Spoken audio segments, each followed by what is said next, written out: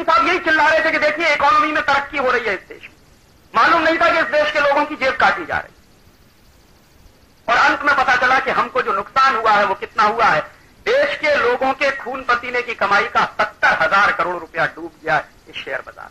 जो वापस आएगा किसी को कुछ पता नहीं। और मैं पूछता हूं कि ऐसे समय में मनमोहन सिंह को लाके चौराहे पे कम से कम 2-4 बातें पूछ तो लेनी चाहिए कि एक जमाने में आप चिल्लाया करते थे पार्लियामेंट के अंदर कि देखिए ये मेरे लिबरलाइजेशन का कमाल है कि शेयर बाजार चल रहा है, फिर क्या हुआ इसमें, क्यों डूब गया 70,000 करोड़ रुपया, कौन जिम्मेदार है इसका?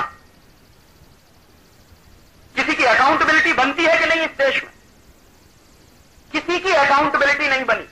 और उसी कमेटी ने जो रिकमेंडेशंस किए थे मनमोहन सिंह को कि ये सारा तमाशा सिटी बैंक के इशारे पर हुआ, हर्षद मेहता तो उसमें सिर्फ एक कठपुतली की तरह से काम करता रहा।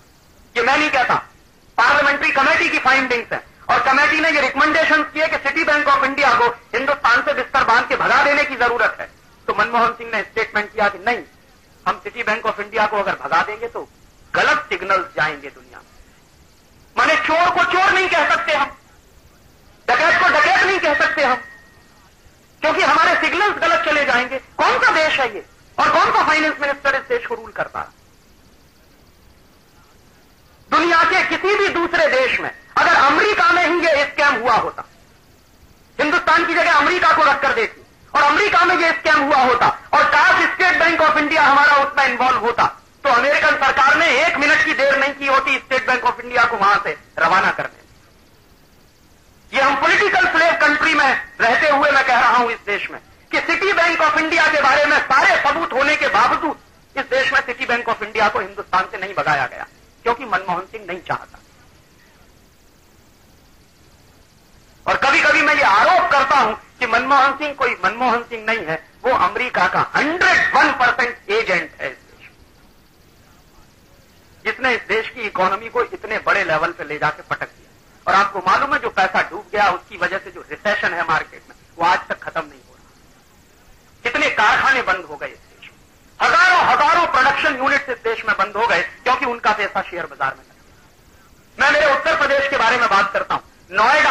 नोएडा के आसपास करीब 80,000 छोटे छोटे प्रोडक्शन यूनिट थे जो डूब गए क्योंकि उनका पैसा शेयर बाजार में फंस गया, वो चल नहीं सकता। और कितने ऐसे लोग हैं जिनको मैं पर्सनली जानता हूं कि जो करोड़पति बनने चले थे रोडपति हो गए, सड़क पे खड़े, डूब गया पैसा शेयर बाजार।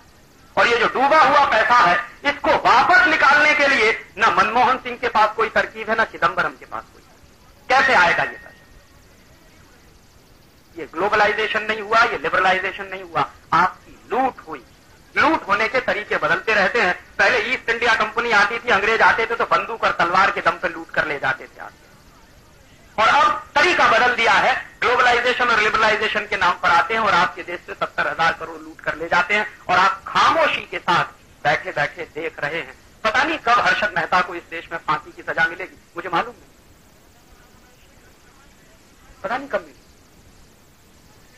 शायद हो सकता है 2 साल के बाद आप भी भूल जाए, मैं भी भूल जाऊं कि इस देश में इतना बड़ा स्कैम भी कोई हुआ है।